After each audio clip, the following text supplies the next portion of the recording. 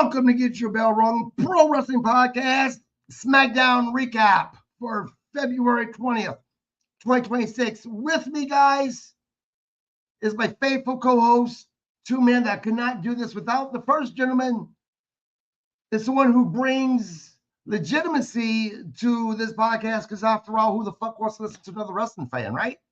I'm talking about WCW veteran, talking about author, looking up at the lights, which, by the way, if you guys have not got this book yet, you guys are cheating yourselves. I'm talking about the one, the only, Robbie Idol.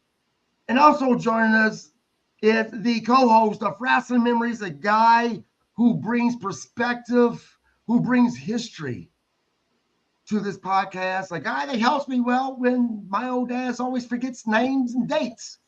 I'm talking about the one, the only, Grizzled Vet. Gentlemen, how are you doing? Good. How you guys doing? I am doing wonderful.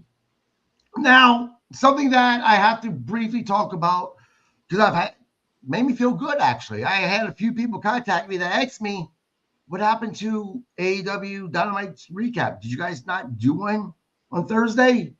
We did, but unfortunately, there was some technical issues that didn't allow me to be able to, I had to delete them, actually. There was nothing I could do to save it.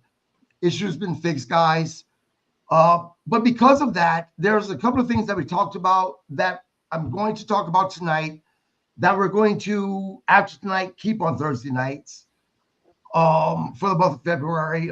One of those things is we're going to recognize a gentleman for Black History Month because of what he's done for professional wrestling. But before we get to him, I also need to honor and mention the Reverend Jesse Jackson, who unfortunately passed away on February 17th, 2026.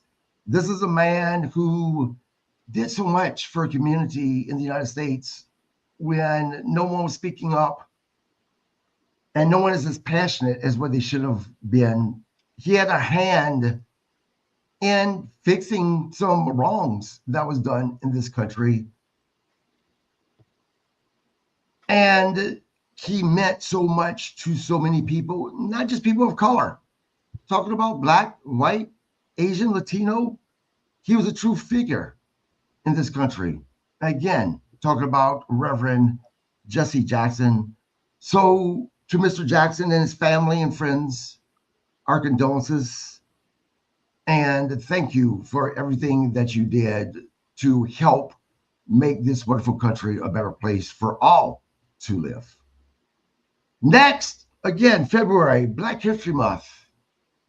And I want to recognize one of the individuals we'll be recognizing is a man who I was a huge fan of. I grew up watching Mid-South Wrestling, and he was a big part of Mid-South Wrestling. Matter of fact,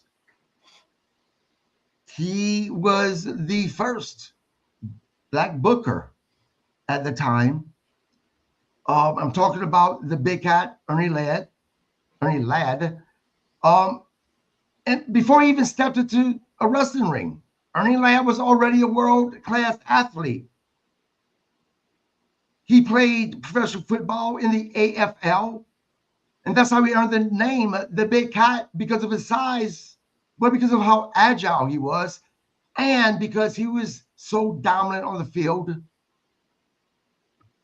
It was the squared circle, though, where he became so legendary, standing nearly 7 feet tall with unmatched charisma on the microphone.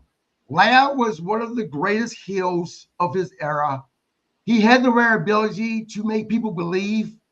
Fans didn't just watch him, they felt something when he was out there, whether it was anger, excitement, or awe. Ernie Ladd broke barriers during a time when the wrestling business and society as a whole was very different.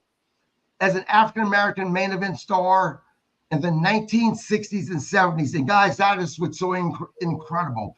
We're talking about the 60s and 70s, a time when segregation was still a thing, a time where Black people and white people drank from different water fountains, used different bathrooms. Ernie Ladd was able to break barriers and fill up arenas with both Black and white people. thing together. That's what he was in professional wrestling. As I said, he just didn't compete. He succeeded at the highest level. He headlined major shows, worked with the biggest names, and proved that talent and personality could transcend prejudice. That matters. His success opened the doors for generations of performers who came after him. What also made Ernie Ladd special was his mind for the business. Promoters trusted him, wrestlers respected him, fans reacted to him. He understood psychology before the term became a buzzword. He knew how to control a crowd with just his voice, his expression, and his presence. When we talk about legend, sometimes that word gets used too easily. But with Ernie Ladd, it fits perfectly. He was a pioneer, a draw, a larger-than-life personality in every sense of the phrase. So today, we remember the Big Cat, not just for what he did, but for what he meant to professional wrestling. The industry is better because he was part of it. And its legacy still echoes every time a larger-than-life heel grabs a microphone and commands an audience. And guys, that's what he did. Look, we have people, when we talk about charisma, and we talk about people who is remembered for their mic skills, a lot of times, I would dare say most of the times, we go to The Rock. We go to Stone Cold Steve Austin. We should also go to Ernie Ladd. Did he have as much charisma as, say, The Rock? Maybe not. But let me tell you, he made up for it in different ways. The tone in his voice caught your fucking attention.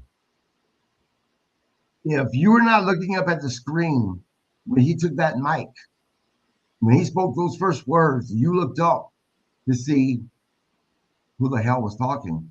More times than not, even as a kid, I did not need to even see his face to know who he was talking.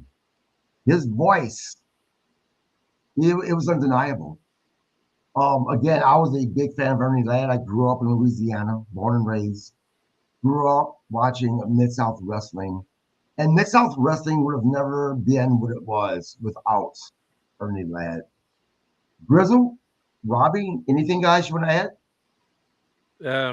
Like I said last night during the thing, you look at a guy like Triple H who went from wrestling to be he wouldn't have done that without a path that was paved by Ernie Ladd. Ernie Ladd went from wrestling to booking. Ernie Ladd had a great mind for the business. And also Ernie Ladd dealt with kind of just what was a common theme, unfortunately, back in that time, which was segregation. He was still wrestling at a time when he started wrestling. There were still areas where there were, the colored athletes or the colored card. They didn't wrestle the white wrestler. Some areas they did. Detroit, they did, with the Sheik. He had him in. But Ernie Ladd was in the South. Ernie Ladd was doing like we think. There was still you didn't have and he broke those barriers to the point where later on it became that there were, they did mix together. But when he started, depending on area he was in, you didn't wrestle and he had to deal with that. And people don't realize that is, we all know that, back in the 60s and everything, you had, your colored restrooms and you couldn't drink from the water fountain and things like that. It was the same thing in the ring. There were noted wrestlers that would not step in the ring with a colored athlete. And that didn't stop. Ernie Ladd, he continued on to become just like, Jackie Robinson in baseball. He continued to be a pioneer and break through those barriers to the point where, now you don't even think twice about something like that. But it was a different era back then. Yeah, absolutely. Robbie? Yeah, I remember knowing that he came from the AFL into wrestling and did the crossover.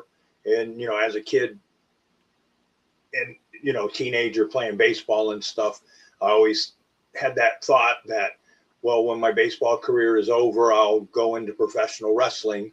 And as a kid, I watched him. He'd come to Florida, and I watched him at Florida when we were in Georgia, like on vacation, watching Georgia Championship Wrestling because he was big in there, and seeing him on TV and just the promos and stuff. Like you said, he grabbed your attention, but knowing, being a former athlete and everything, and knowing he came from, that sports world and made the crossover and stuff, to me, that was cool.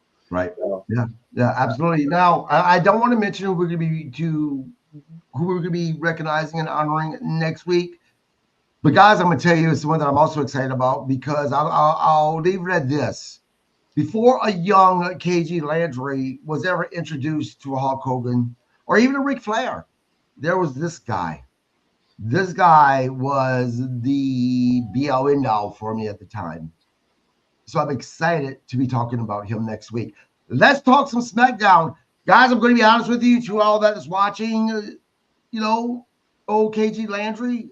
Look, this old dog has an amazing, beautiful wife. And when my wife says, by God, I want a date night, I say, okay, we're doing a date night, which meant I call it what you want, buddy, but you see what I look like? You see what my wife looks like?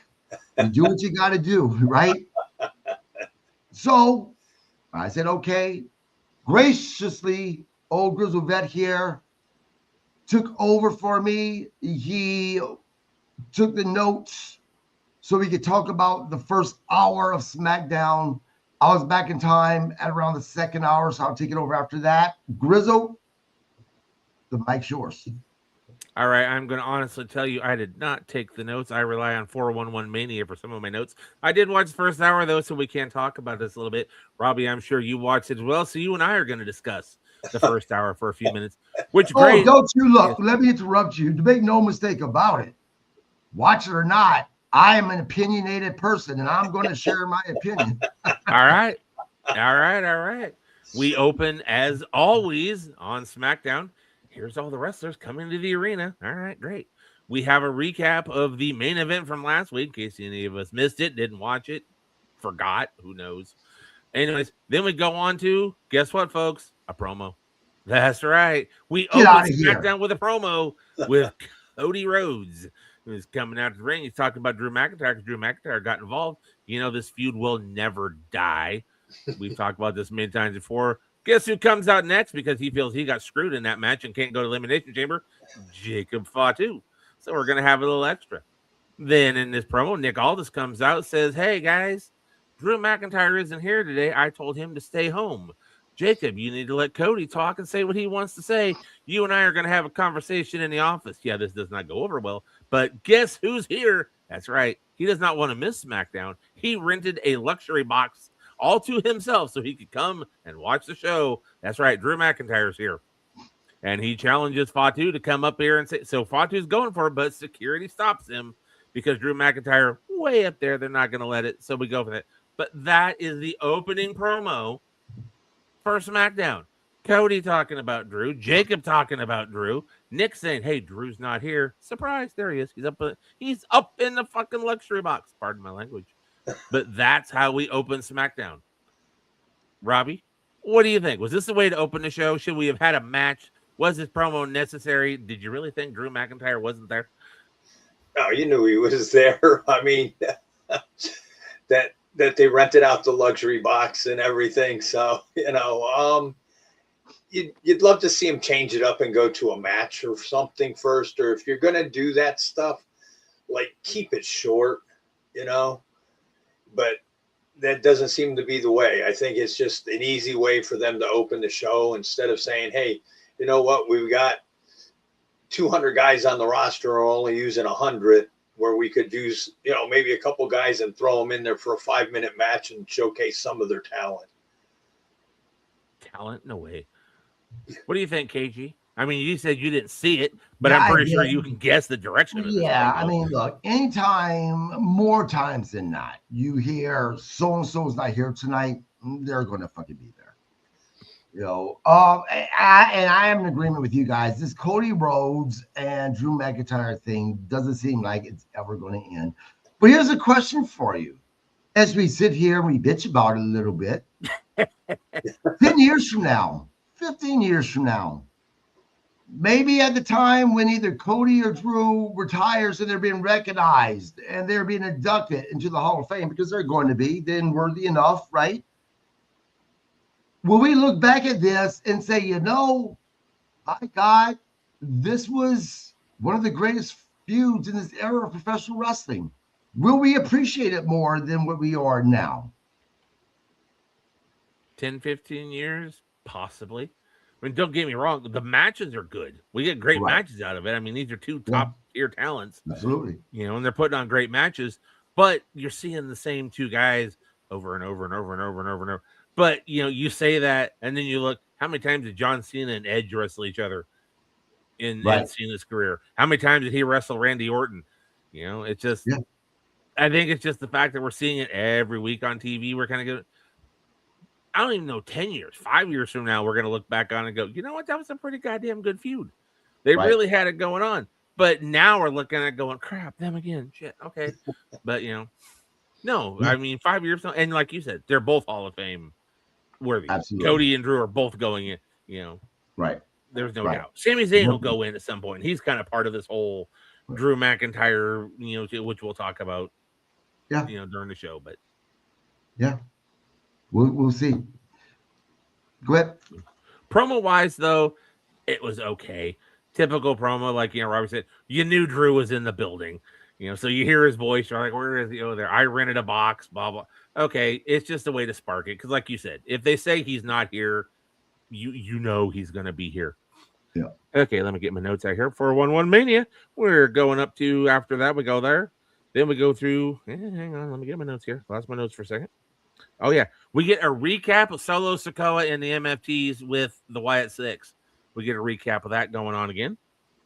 So, yeah, typical recap. Like I said, the first 20 minutes of this show, there's no match yet. Okay, so. Before you move on, let me say this about, because now I'm assuming, let me start off with this. Was the Wyatt Six, Uncle Howdy, there live during the first hour?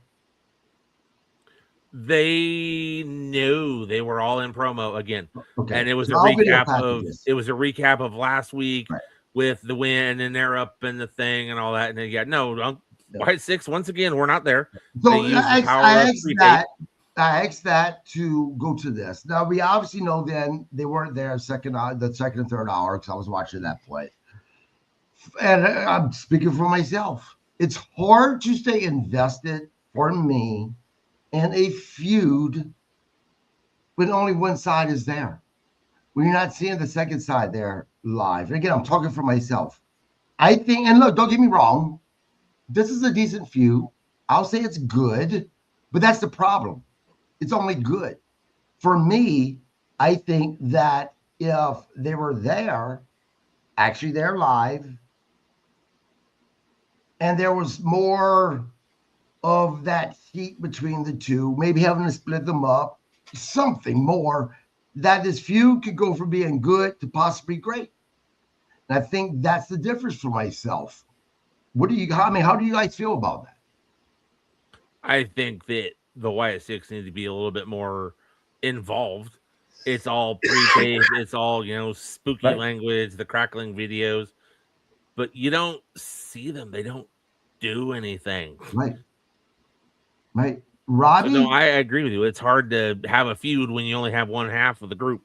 Yeah, Robbie, can you have an absolute great feud when only one side is there? No, because once we get further into this show, it would have worked to have them both there. You know, so yeah, no. I mean, the only thing I do give them on the promo, at least they kind of changed up Bo's voice. You know, where it didn't, at least even if he was trying to come off as Bray, the way that it came off through the, you know, the airplay or whatever, it broke up well. So it was, you know, he wasn't like trying, if he was, you couldn't tell he was trying to be like Bray.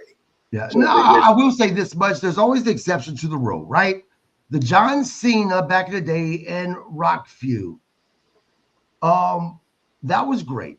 Even though The Rock wasn't there most of the time, they were doing a lot of video, or a lot of supposedly live from satellite. But I think the difference is you had John Cena, and I mean no disrespect by saying this.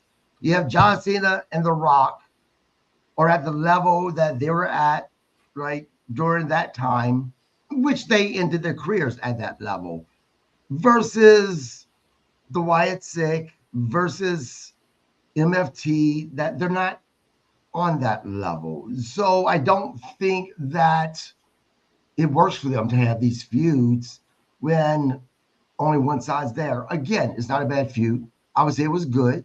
I would say it's entertaining, but it won't reach the level of great, in my opinion. Grizzle? Well, no, it's not going. It's not going to reach that level. And honestly, this feud's also starting to kind of tire out for me, just because of the fact that we have just a video package. But anyways, as the show continues, what do we go on to? We go on to a backstage promo. That's right. Yeah, Carmelo Hayes. He's warming up for his match tonight. He's in one of the Elimination Chamber qualifier matches. Ilya comes over to hype him up. But Carmelo says, I don't need the help, but tries to hype up Ilya for his match coming up against Tama Tonga. Ilya reminds him that, hey, you might make it to Mania, but you ain't going to be the U.S. champion because we still got a fight to go through before he goes out to the ring. So they're still hyping it. They're still going for that, setting up that match between Ilya and Carmelo, which I could see happening next week at Elimination Chamber. Would make sense. Don't put it on a SmackDown. Put this on a PLE and let these boys tear it up. Let's not waste this on another SmackDown match. That's what I was about to say. Is Ilya Dragunov and Carmelo Hayes. By God, they're great even on a normal SmackDown. But can you imagine? Because I've said this multiple times, I do believe that professional wrestlers, there are their normal SmackDown matches they have, and then there's PLE matches they have where they bring it to the next level. Can you imagine Dragunov, Carmelo Hayes both bringing it to the next level? Because what we've seen between these two fight each other has already been amazing, in my opinion. Bringing that to the next level, I can only imagine how good that would be. Here's my question, though, because, again, I didn't see this. The last time I seen a promo with these two, Dragunov kind of had his foot a little bit close to that line of being a little heelish. Does it look like they're kind of pushing him closer to possibly he's going to turn? Or, no, not really. We're just going to have another great match between the two, but they're both going to stay baby faces. I don't see a heel turn because Ilya is just so intense and serious as it is. Right. I don't see anything different that indicates a heel turn. He's just basically telling Carmelo, hey, you still got to fight me. And like I said, you might make it to Mania, but you ain't going to be the U.S. champion. You got to get through me first. Right. And that's kind of Ilya's style. That's how he comes across. So I'm not seeing a heel thing. That doesn't mean he can't go heel. It'd be easy enough. Right. I see maybe Carmelo doing it more than Ilya, because I think Carmelo has kind of that strut, that little swagger that would make him a good heel, and we've seen him be a heel before. Ilya is just a very intense athlete. So I'm going to disagree with you about the heel thing. Not that he wouldn't be a good heel, but when we get to the match he's in, I'll talk to you a little bit about that. Okay, Robbie. Yeah, I kind of agree with that. Because Dragunov's just that intense. He just, he's just intense. And I think that's his character, that, right. Being intense. I mean, yeah, I can see him, you can put him as a heel, but I don't know that they, that's the direction they're going. So, right. I mean, he's just intense, and that's his character. Yeah. Anyways, Ilya heads to the ring for his match with Tama Tonga. We go to break. We come back from break. Guess what? Promo. That's right. Now we're back in the back. Jacob Fatu and Nick Aldis. Jacob Fatu is telling Aldis he's not patient. He's not waiting much longer, but he's going to leave the building for the night. So you see Fatu walk away. Nothing really to do with the match coming up in the ring. Just more of the talk from the opening show.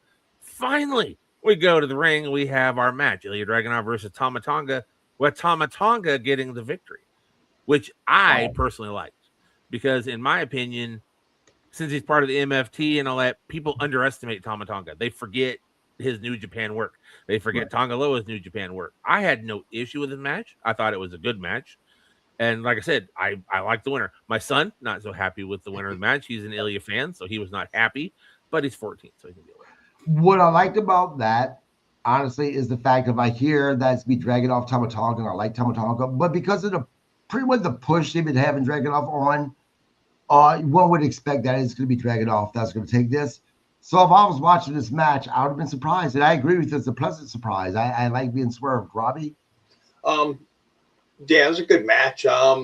Wasn't really sure. I figured Tonga was going over just because you had the whole MFTs out there. But here's where the feud with the Wyatt would have came in, seeing the MFTs starting to interfere. Now you send out the Wyatts and they go at, and you actually, it just winds up turning into a Pier 6. Maybe you don't have a winner in the match, but now you still have your feud going. Right. Well, we do still have some of our feud going. We do have a little bit of Pier 6 brawl because after the match, with Solo getting in ring attack, here come Matt Cardona and Apollo Crews, who for some reason have become part of this storyline. Matt Cardona, the big signing, everybody, even I was excited with Matt Cardona. And what are they putting him into? Go run in and do the thing with the MFT. Okay. And Apollo Crews, who for some reason has become one of the big names on SmackDown again. We didn't see the guy for months. Now I've seen him every week for the last month. Yep. Right, but they cleared them guys out real quick. Yes. Where it would have been better had you brought the Wyatt 6 in. At least now you have your feud. You're continuing the feud and everything. I mean, they just Cardona's becoming what he was when he was Zack Ryder. So point. And you know what? That's what I was going to say. Look, I like Matt Cardona. Actual Matt Cardona, the guy on the indie scene, right? Zack Ryder, I can't stand. Don't like him. And when they re-signed Matt Cardona, I'm like, why? Not why would they want a talent like Matt Cardona on WWE. I get that. He's very talented. I said why? Because I knew that it would be Matt Cardona by name only, but Zack Ryder, the character, would be added to the Matt Cardona thing, and that's how we would get is a Zack Ryder. I don't understand why Matt Cardona would want to come back to WWE. I do. I'm sure more money, right? Stuff like that. It's WWE.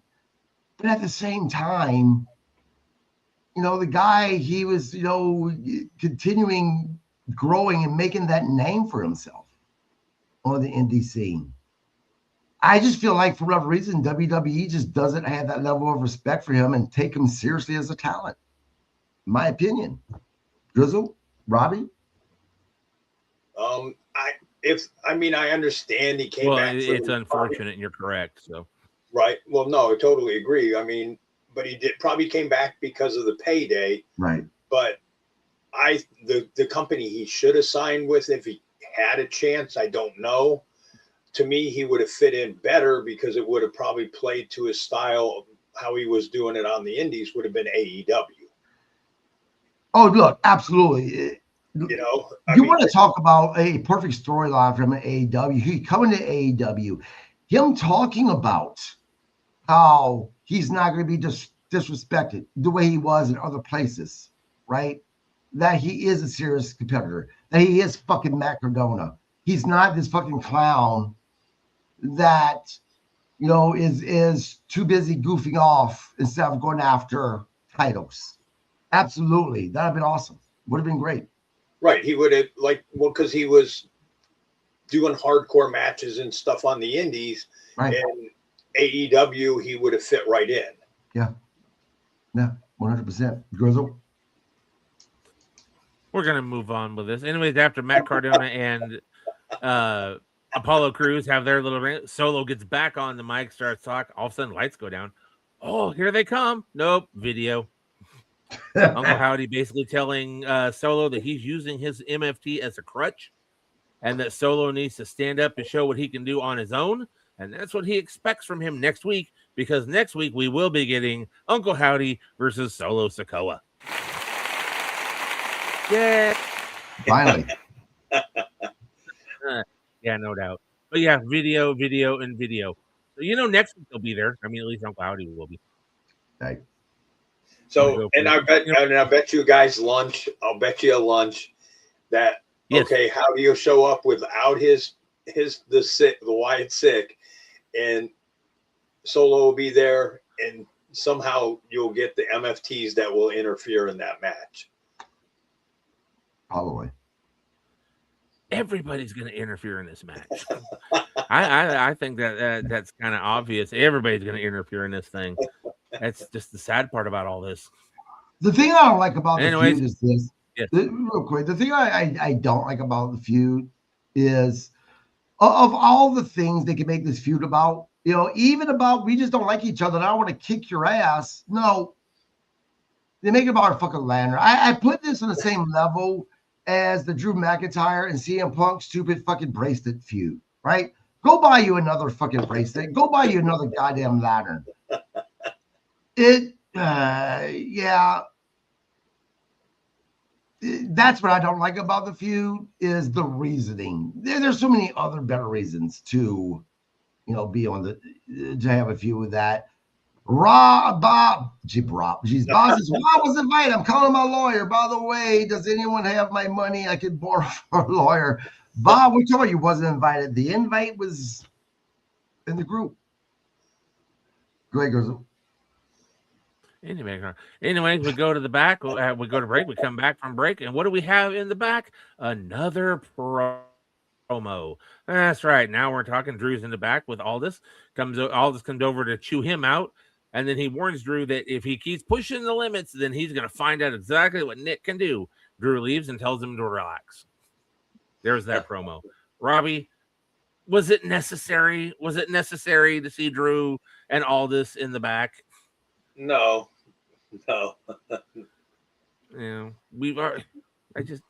There's too much talking. We've had one match, and I think we're 45 minutes into the show, and we're still doing promos. What do we got here? The bracelet was made by a fan. It's a sentimental value gimmick. Yep. Yes, I totally understand the bracelet. I understand. And I like the bracelet because it was something as simple as a bracelet that you can make at the mall for, $2 that fueled a feud that ended up with that amazing Hell in a Cell match. So the fact they could pull that off and actually make it look legit, you weren't laughing going, oh, look at him. He's crying over a bracelet. No, you knew the value of that bracelet to Punk, and it just made Drew that much bigger of a dick that he took it from him. And you mentioned the lantern. We all know the lantern is Uncle Howdy's connection to Bray.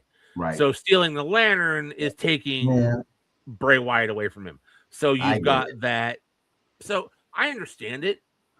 I can see why. I don't think they're not feuding over a lantern. They're feuding over what the lantern symbolizes. And Uncle Howdy wants the spirit of Bray Wyatt back.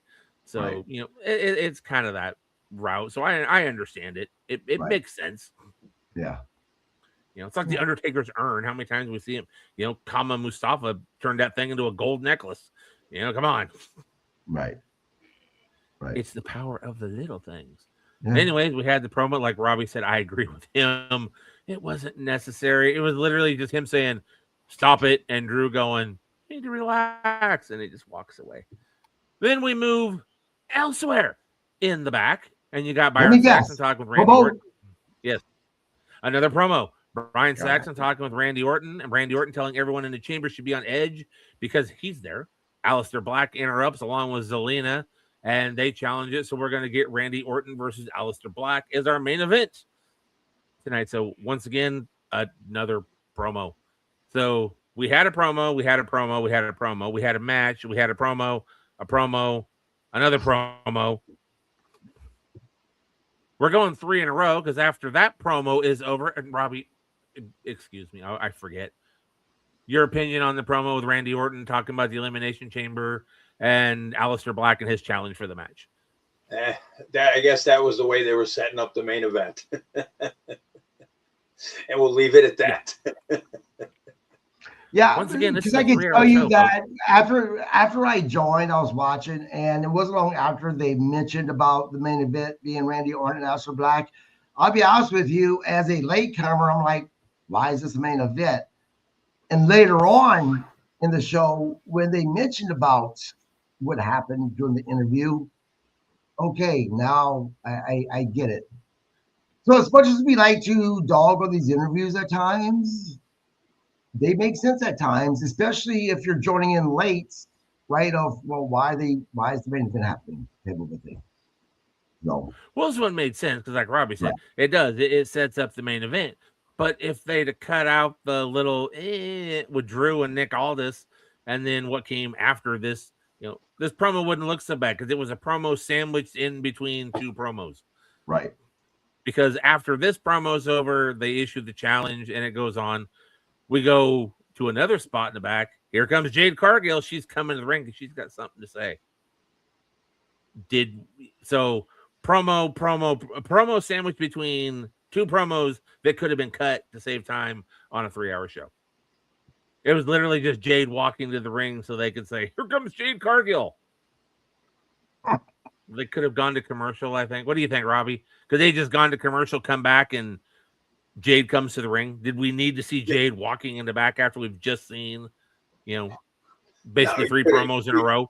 No, you could have gone to a commercial, come back, and her standing in the ring and being ready to, do her promo. Exactly. This is it's a 3-hour show, but I swear to God, the matches are the same. They've kept the length of matches, the amount of matches the same. They've just added more backstage and in-ring promo shit for a 3-hour show. If it was 3 hours and it was like 2.5 hours of wrestling, I'd be thrilled. But they're not giving us that, and this is proof of it. Literally, our promo at front, and 45 minutes in, we've had a match. One. We come back from break. Jade Cargill's in the ring, of course. She's talking. She's doing her thing. She's cut her promo, what she's going to do. She doesn't say much. She talks about Liv Morgan and how she lives in Atlanta where Raw is going to be. So she'll be there for Liv's decision about the Mania match, blah, blah, blah. And whether it's Liv or whoever comes out of the chamber, she's going to leave Mania as the women's champion. Then as she's leaving, here comes Charlotte Flair. Once again, one of those, we bump into each other on the apron as we're coming out because Charlotte Flair is coming out for her match against Kiana James and Nia Jax in an Elimination Chamber qualifier. And KG, I think this is where you joined in.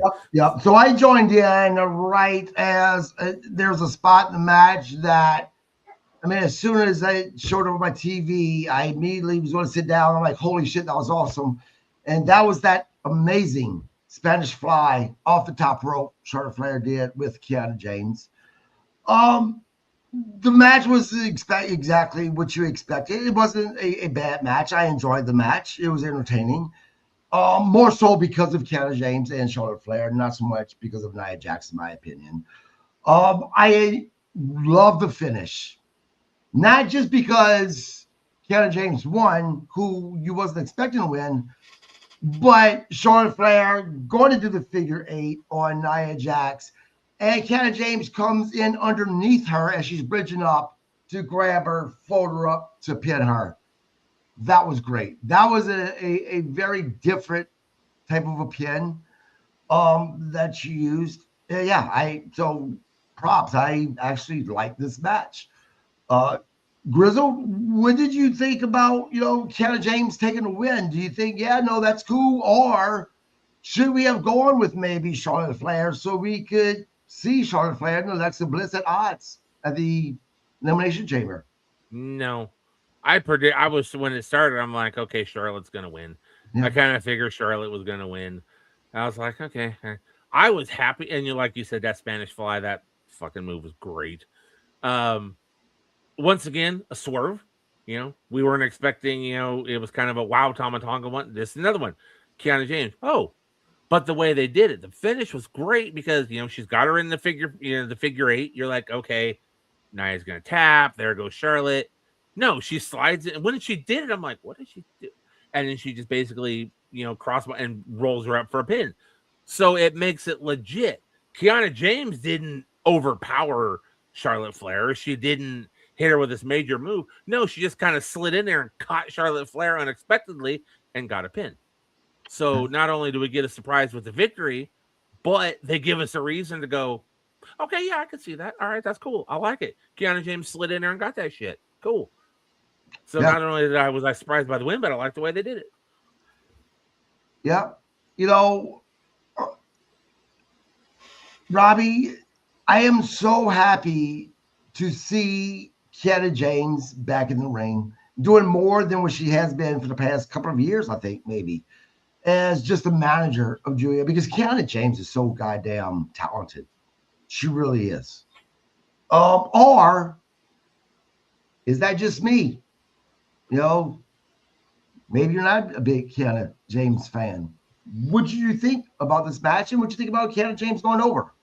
Well, when they all came out, I was with Vet. I went, Charlotte's going to win. I go, but how cool would it be if they put Kiana over? You know, and because you knew they weren't putting Nia over, so so you figured out of the three, it's Charlotte again, and here we go. But I thought to myself, how cool would it be? You put right. Well, no, let me say this about what you said. Obviously not Nia. I'll be honest with you. There was a part of my head that I was kind of expecting Nia Jax too, only because they always want that one person in a match like the Elimination Chamber match that who's going to beat her. Even though we've seen her lose 1,000 times to smaller people, she's put in that position of, who can pin her type of thing. Go ahead. Right. No, and I agree with you on that. So it was cool to see James go over. But the match was, was okay for the most part. You could see, I don't know why, like people in the back, like you'll get people saying stuff, we won't go into names, but like making like, oh, Chelsea's there for this reason or whatever. But you watch like some of the kicks that Nia threw that they just looked weak as hell. And you would think somebody would say something to her about that. Because at times there's just certain moves she does and it looks weak. But you could tell there was a receipt. Like when you saw the moonsault from Charlotte, her knees hit Nia on that. And later, a little bit later in there, Nia gave her the receipt for that moonsault. But yeah, the Spanish Fly was that I was shocked. I went, wow, because you never seen Charlotte do that. And but it took them a while. You could tell them sitting there you could tell they were probably having a conversation. Are you ready to do this or whatever? Because it took a little bit, but even though, it took them a little bit, it was a badass move. It looked great. But overall match was okay. The ending was great, how they did it and put her over. So, it's good to see you're starting to push a little bit of the talent. No, we've talked about it on other shows. You need to start bringing up some of these younger talent, Yeah, absolutely. Next, shockingly enough, we go to Bar Saxton backstage. Rhea Ripley and Io Sky. They, jabber jaw about a couple of things. We see Nia Jax and Lash Legend interrupt and said, look, your judgment, you guys are so worried about Elimination Chamber that your judgment is clouded about the match next week for the titles. I myself could have went without this promo. But at the same time, I think it did add an element that they're planting the seed that Rhea Ripley and Io Sky is kind of possibly looking over Nia Jax and Lash Legend, possibly leading to them dropping the titles to these two ladies. Because I think that's what it's going to, if it doesn't happen next week, it's going to happen. Nia Jax and Lash Legend, they're going to be the next women's tag team champions. I would be willing to bet money on that, Robbie. Your thoughts? Yeah, I mean, I can see them doing that. To me, and I'm sorry, that when they do the two snap things, it just reminds me so much of the Wayne brothers. I'm sorry. It just takes me back. So it's kind of hard to get on board there. But, the two snaps up, I'm sorry. But I could see them because you kind of wonder what's going to happen, because, more than likely Io is going to qualify for the Elimination Chamber, and you wonder what's going to happen, how they're going to do that, and like what happens if it comes down to Io and Rhea, let's just say, at the Elimination Chamber. And I'll be honest with you, and you guys may completely disagree. But if you go back and watch SmackDown, since the whole turn for the Kabuki Warriors they turn on Io, right? If you go back and watch, yeah, Io Sky has been there. She's had Rhea's back. But throughout this entire time, even now, there's times that she looks torn because that was her family. So if we see Io Sky, it comes down to Io Sky, Rhea Ripley, it would not shock me if they had Io Sky turn on Rhea Ripley to join back up with her family, her mates. It just wouldn't. Now, if they still have the titles, probably not. But maybe that's a way to get them to drop the titles. I don't know. Grizzle? I don't see Io turning to rejoin her family. And I know we're speaking of Asuka and Kairi and all that. I'm seeing it another way because Asuka is basically abusing Kairi. Mm-hmm. I see Io rescuing Kairi and Kairi joining them. I see it going the other way. You know, it'd be awesome if completely unexpected if Kairi turns on Asuka because she's sick of the abuse and she thinks Io is going to help her, only for Io to turn on Kairi and join Asuka. It's not going to happen. I am saying it'd be different and unexpected, though. It would be, but I think they need to separate Kairi. I think that's the storyline they're going with on that because Asuka is I can see that. Basically abusing her, and Kairi is afraid. Right. And I think there's also the aspect, and this matters. I think Io's merch is doing well. A lot of the kids, love her. They love her merch. So, and I think that makes a difference to WWE when it comes to the business side of it. Do we want to lose that side of things? Lose the revenue for that. Obviously, they're going to. If you're selling shirts and all that, they're not going to turn you at any point, a certain point in time. And like you said, kids love Io, and Io's just adorable. I love all the videos that keep showing her doing her little talking about different things because her English is so bright. It just looks so innocent and cute. The thing with Io Sky is she talented? Absolutely. But the whole and the fact that even when she's getting her ass kicked, or even when her partner's getting her ass kicked, someone needs to say, you got to stop smiling. She's still smiling. I think she's just such a happy person in real life, naturally, that she forgets that you got to stop smiling sometimes. But yeah, I mean, I get what you're saying. Absolutely. There's just a couple of little things but you know what? I'm such a picky asshole. Again, phenomenal talent in the ring. I mean, she really is. Yeah, well, and I mean, and how much that she means to the WWE. Yeah. Like with the interview when Triple H said, if I got rated and you left me Io, I could start all over again. So him pointing one person out of everybody he has. Right. Obviously, she means a lot to him, and he knows she's very talented. Yeah. Yeah. Are you guys familiar with Io Sky outside of WWE? Not really. No. I'm going to do some homework because, she's considered the goddess of the sky or whatever they call her, right? Now, honestly, in WWE, there's not a whole lot of that happening. She does use the top rope here and there, but I wouldn't say that she was a high flyer or high risk professional wrestler, mainly because she's with WWE. I want to go back and watch her before WWE to see how much of a high flyer she was for her to have gotten that name. Because obviously she had to be. Now I would love to see her before she got WWE-nized, to be honest with you. Because I bet that she's that much better.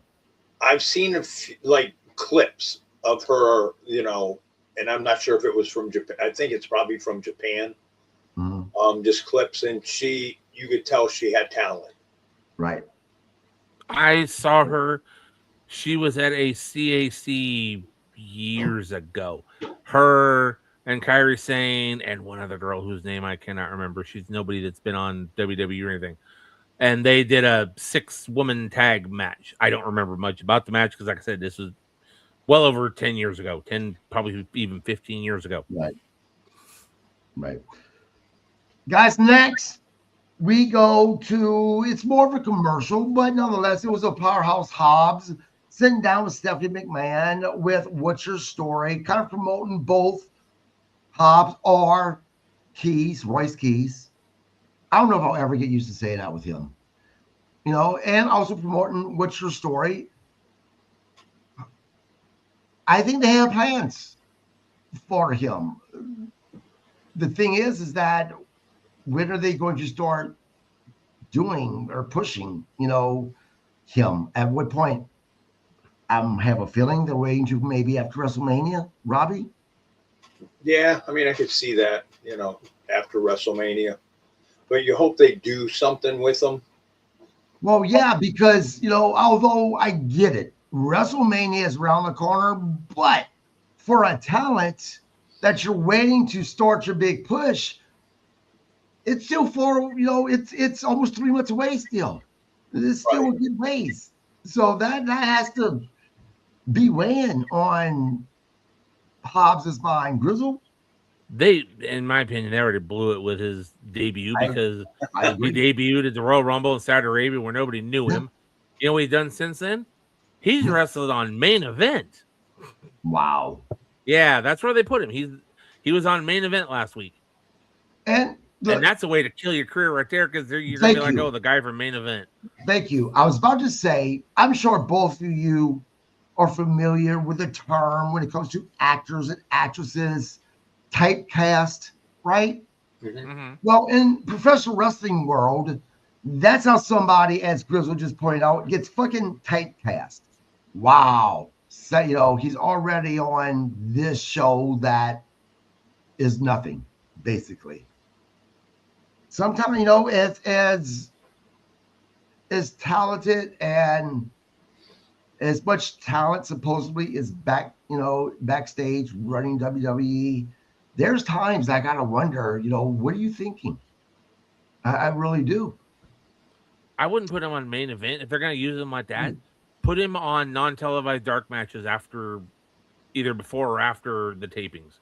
Yeah, you won't see it on TV. It's a chance for him to work. The crowd gets used to him before they have the spot for him. Don't put him on Main Event where he's going to be on the almost C-level, TV show.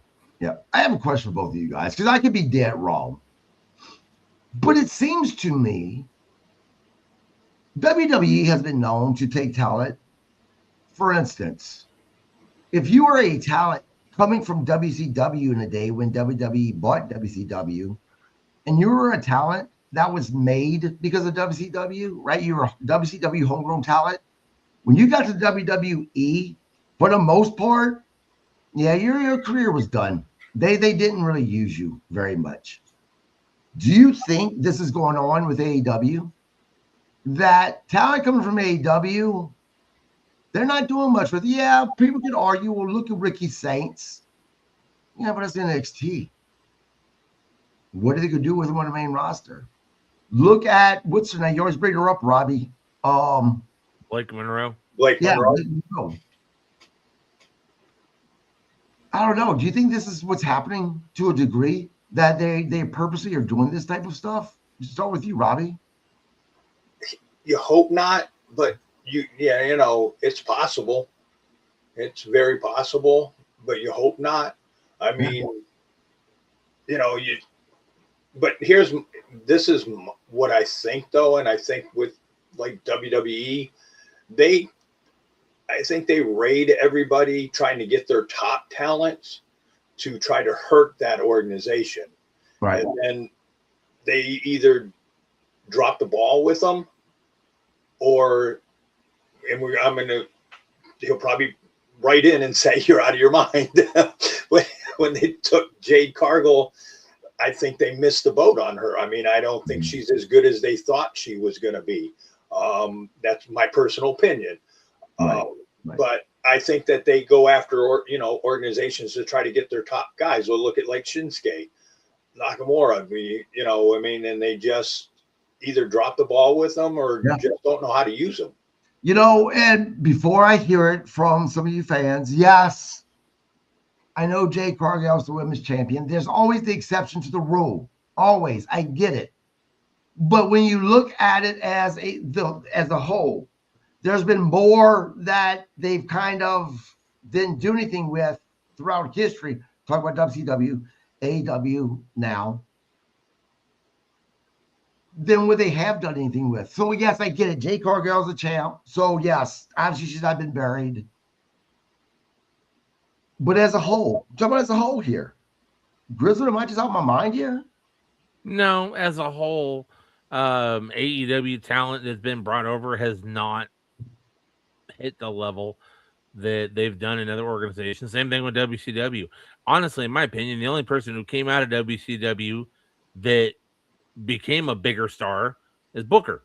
Not Jericho. I would argue Jericho became much bigger than he was. I'm talking after the sale. I'm talking the 2001 when they bought and brought Scott over. Jericho came over before that. Right. That was a little bit different. Right. After the 2001 sale, Booker. Goldberg had a run, but that was Goldberg. They brought over Booker T, who was a star in WCW, and they made him a bigger star in WWE. And I think let me say this, really the only one they did that to. But and let me see, you mentioned Goldberg, right? And you said, but that was Goldberg. But this is the thing. Look how they treated, look what they gave him for the retirement. One could say he should have just been appreciative, but compared to someone that's homegrown WWE, and also, and this was confirmed, I think it was Kevin Nash, it could have been somebody else. I can't remember who said this, but they talked about Sting in WrestleMania. And someone made the comment about, oh man, that kind of fucks Sting over a little bit. Was that done purposely? And this professional wrestler said that Triple H said, yep. Oh, it was. That was WWE's way of saying, hey, look, we beat WCW. That's all that fucking was. And I went, because that was WrestleMania 31 in Santa Clara at Levi Stadium. And that was the first WrestleMania I ever attended. And I'm a Sting guy. I always have been. Was not, cool to see him live before, and all that, but still not happy with it.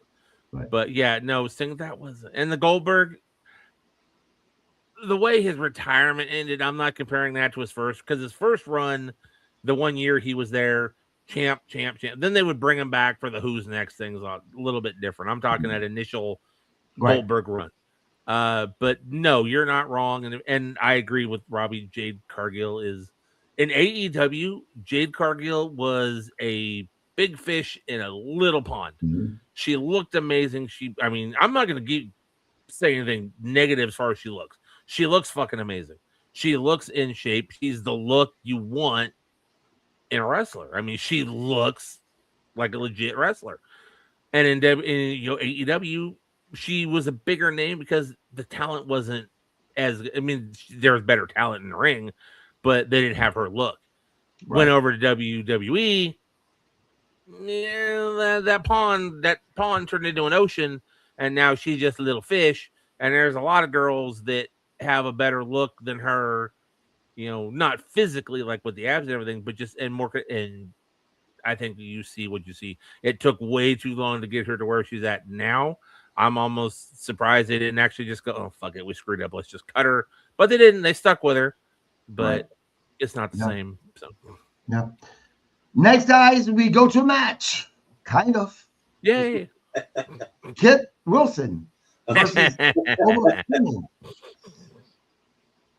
I even enjoyed this. What I find funny, though, is, and this isn't getting too political, but it has to be talked about.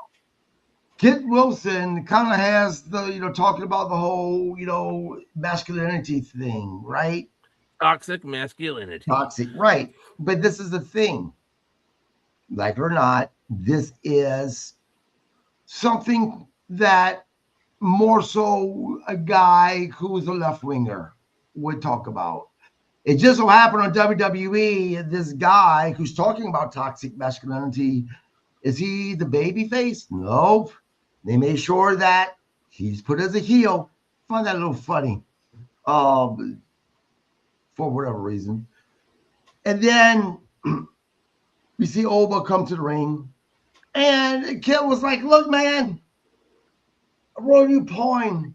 And he read it. It was kind of flattering. And Oba was like, well, that's nice.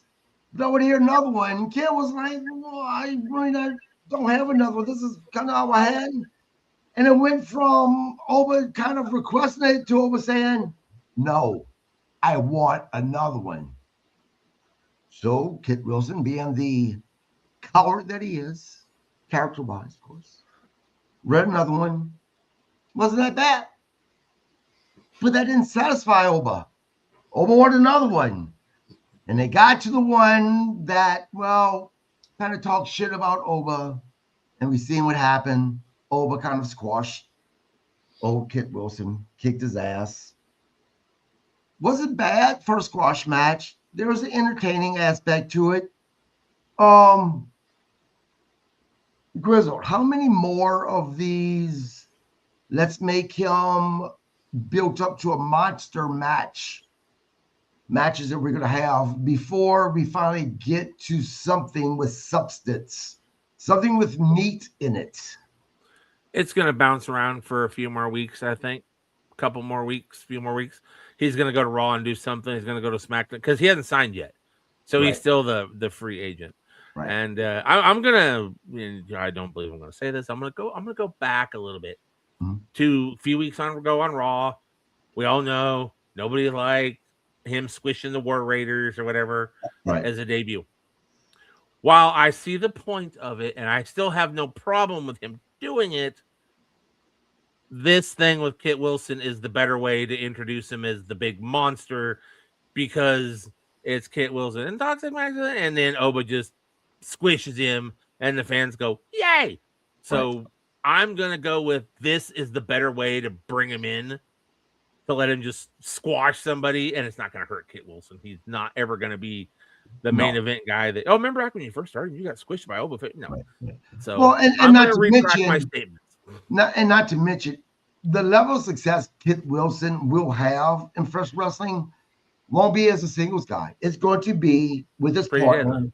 Yeah, pretty deadly. Right? So doing this to him as a singles guy won't be that big of a deal. And I'll even say that going back to the War Raiders, if they ever did this with just one of them, right, I wouldn't have cared as much as those two things. Robbie? Yeah, I mean, so, yeah, you probably see, I agree with that, bouncing back and forth, but hopefully they do it with singles guys and not, another tag team or whatever. But, yeah, I agree with you, like, if it was one of the War Raiders, yeah, I could see that. But, to go, because taking out both of them, because actually both, in reality, both of them could have attacked Oba. So, right. But yeah, I mean, Kit's not going nowhere as a single guy. They have no plan. I mean, he's, good for him. He's collecting a check and he can say, hey, I got to WWE. But, as a singles guy, he's not going nowhere. Yeah. We go backstage against Nick Aldis with R-Truth. R-Truth is wanting to be involved in elimination qualification match. And no, it's not going to happen. Damian Priest comes in. Nick Aldis says that he's included in the match between the qualifying elimination match. They could have just, I don't know. This was just filler, in my opinion, Robbie. Yeah, I mean, we're starting to, the whole ball gimmick thing is played out. Right. In my opinion, it's played out. You're losing the sense of humor with it now. Yeah. Grizzle. Yeah, this segment wasn't necessary. I mean, R-Truth, we all love R-Truth. He's just a comedy bit. They gave him that brief little, the truth shall set me free, and now he's just R-Truth again. It's just it wasn't necessary. And like I said earlier, in a 3-hour show, you don't need this much time killer. Right. Yet. Next, we go to the ring. Tiffany Stratton versus Abbott Fire, guys, I actually enjoyed this match. I really enjoyed how they allowed Abbott Fire to really show how just talented she is. Because I think she's extremely talented. I hate that they have her with Chelsea Green as the sidekick. I really wish they would push her more of a singles competitor. I really do. Good match. It really was. Chelsea Green came out. She was in a wheelchair, and at one point, she stood up to attack Tiffy. What made me laugh about Chelsea was you could hear her during the match when Tiffany or when Alba Fire had Tiffany Stratton, and I don't remember. It could be considered a submissive hold. And there's Chelsea screaming, "Ref! Ask her if she gives up." You know. But yeah, I mean the match is fine. I had no problems with it, Grizzle. It was a good match, and I'm gonna kind of go with you with Alba Fire. She's talented, but as a singles, I don't want to see her singles. I'm still irritated that they cut Isla Dawn because those girls would be their tag team matches against some of the other girls right now would be so good. I agree, but why'd you say you don't want to see her as a singles? I don't know. I want to change that. It's not that I don't want to see her as a singles. I think they made a mistake by cutting Isla Dawn and putting her in singles. I mean, I agree because they were actually a tag team, right? And they were a good tag team. Yeah. They were like talented. I don't know why they cut one and not the other. And then Alba Fire is just basically kind of being fed to the wolves. You know, I do love the fact though that they're keeping, because we all know Chelsea Green broke her ankle, but they're keeping her involved. They're keeping her on TV, keeping her storyline. So I like that. So you know. But matches are right. Because according to Joe Tess, he was like, it hasn't really been confirmed except by her. We'll find out. Let's with that a little bit. Look, Robbie, I don't know if Alba Fire's the level of talent that you would put the world title on her. Maybe the women's IC title. I don't know. I think she's one hell of a worker in the ring, though. What about you, Joe?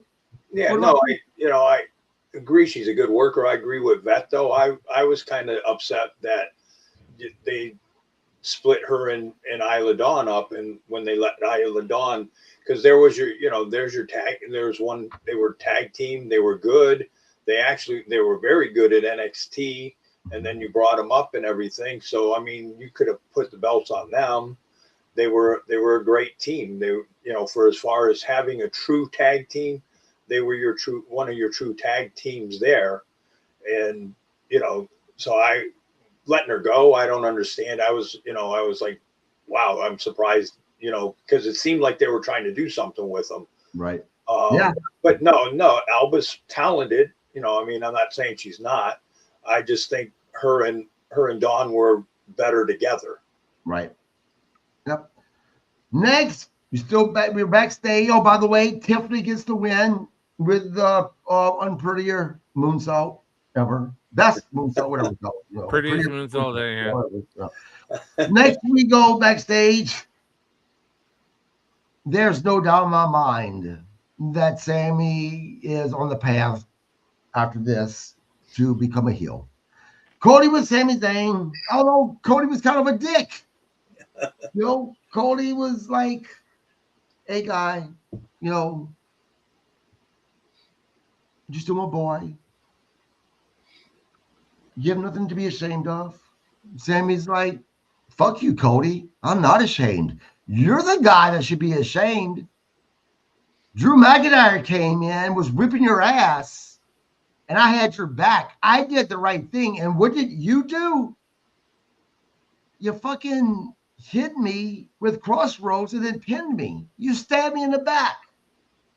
Cody was like, that's your perspective. Bell ain't wrong yet.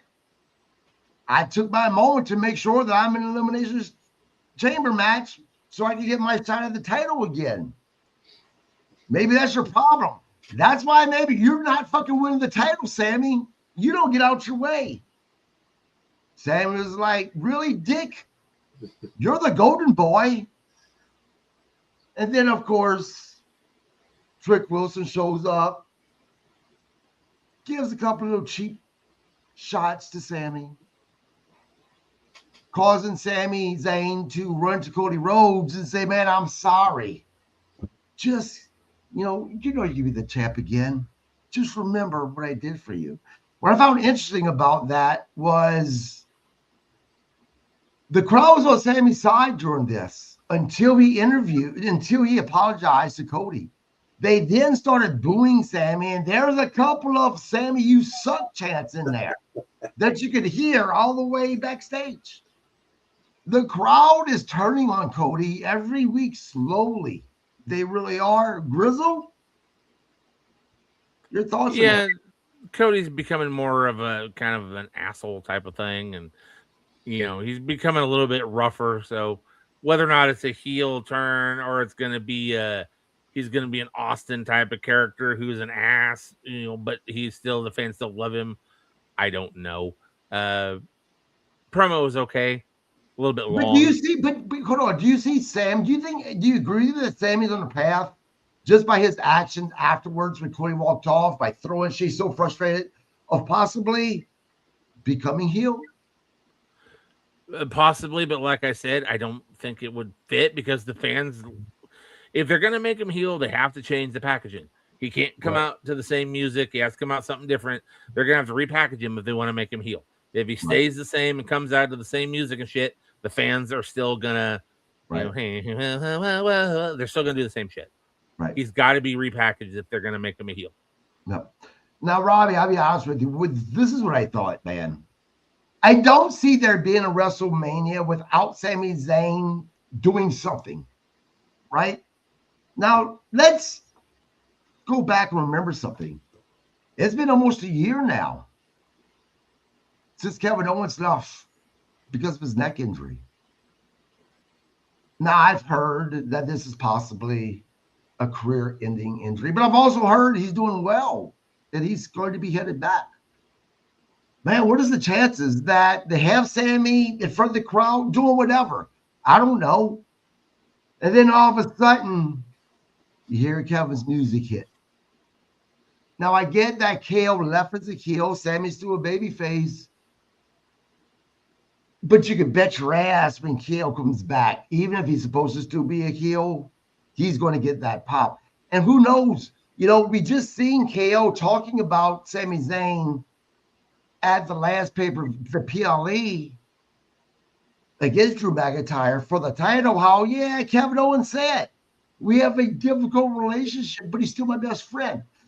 Wouldn't it be awesome there, Sami, cutting some type of promo, KO music hits, crowd goes nuts, Kevin Owens comes back to hug his buddy. Sami's so happy he have his friend back, only for fucking Sami Zayn at that point to kick him in the nuts. Or maybe KO doesn't know, just the one that turns. I don't know. What do you think? I could see it. And he'd probably get, definitely KO would get a big pop, because he's been out for a while and, and he was over when he was there. So I could see it. They're making Sami look like, he's playing, oh, poor me, Mm-hmm. And, now the crowd's like you said, with the Sami suck a few chants and stuff like that, they're just not like, they're over it. So, But this is the thing, though. Let me remind you, those chants didn't happen until he went and apologized to Cody. Right. So I think that's more of a reflection of the fans are over Cody than they are Sami. Now, I have to believe that with this continuous storyline about Sami Zayn once again fucking up his shot and not winning that title, at some point, they're going to put that title on him at least one time. Grizzle? They're going to put the belt on Sami? At some point. I'd like to see it. I think Sami deserves it before he leaves. You're talking about Kevin Owens, and Robbie said, he could see it, but do we want to see it? We've seen Sami and KO so damn many times. I don't know what they could do to make it different.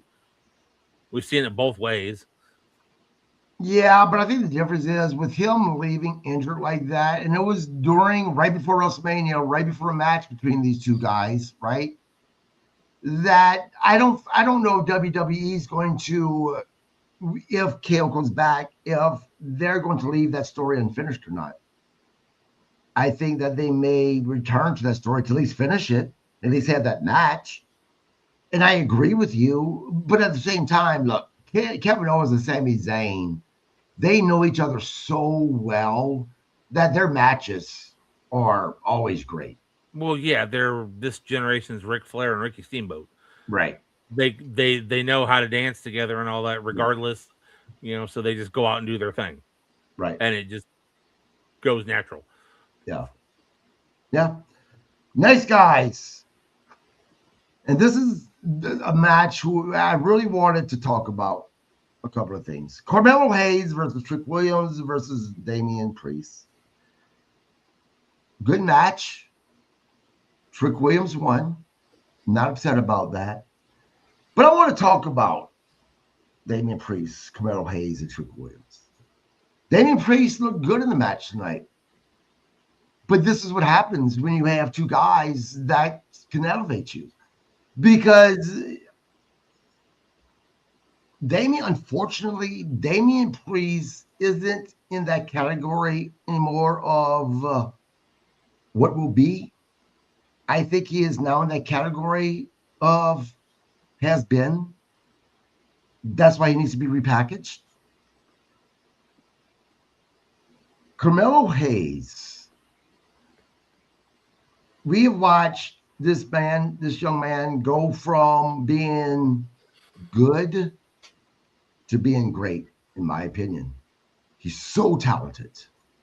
Trick Williams is just on another level, right? Now, when we're comparing their athletic abilities inside of the ring, I think Carmelo Hayes is a better wrestler athletically.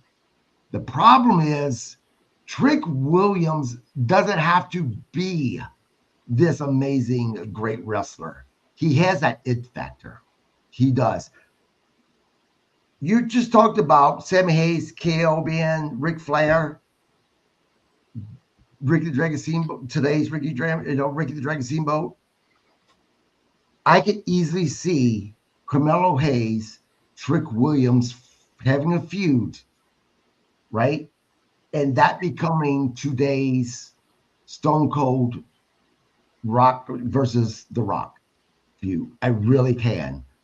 I think Trick Williams definitely falls more into that heel category. Carmelo Hayes definitely falls in that babyface category. I hope they keep them away from each other, with the exception of these type of matches that they just had, where, yeah, you've seen a little bit of it, got a taste of it, but they haven't touched yet for a while. Because I think that Carmelo Hayes definitely has not reached his potential yet. I think Trick Williams, what he's doing now is nothing compared to what he's going to be doing. That's how good these two are. I think right timing, as I said, a feud between these two guys, the matches between these two guys can absolutely be today's Rock, Stone Cold Steve Austin. Grizzled, start with you. They're definitely gonna do things, and we've seen them work together before, because obviously they had their thing in NXT when they split up. So we've seen them, right? Work together before. We just haven't seen them on the main stage. Right. Yep. I would go with Trick over Carmelo, though. Is like you said, Trick has that it factor. Carmelo could be a little bland, but he is an amazing athlete. Trick is a great athlete. I agree. That's what I was saying. Yeah. I think Carmelo's a better wrestler, but Trick Williams does not have to be the better wrestler because he has that it factor. He's on another level. Well, what I'm saying is, out of the two, I see Trick could be the bigger, he's going to be the bigger star. He's going to be the bigger star out of it, just because of the overall. Yeah. But no, I'm looking forward to seeing it. And I had no problem with this match. I thought, they worked good together. They did their stuff with Damian and all that. I do agree Damian needs a little tweak. He needs to be changed a little bit. because after Judgment Day stuff was done, and he's done with the Terror Twins, and he had his run as a champion, they don't have anything for him now. You know, they put him in that long ass feud with Aleister Black, was just good God. Yeah, he's a better heel. I think the fans react more when he's a heel. But what do you say? I mean, do you think that Carmelo Hayes, Trick Williams are going to reach that level that I'm saying, that I can absolutely see them being that type of feud, the Stone Cold versus Rock, just because I think they're both going to reach greatness. I think that Trick Williams will be a little bit more of a star, though, than Carmelo Hayes, the same way that people argue that Stone Cold was a little bit better of a star, more of a star than The Rock during their heydays as a feud. I think it's the same thing here. Given the right storyline, yes. Yeah, absolutely. Look, I don't think we'll ever have someone reach the level of a Hulk Hogan ever again in professional wrestling. But I think that we're going to have somebody one day reach that level of a John Cena. And I dare to say that could absolutely be Trick Williams, Robbie. Yes.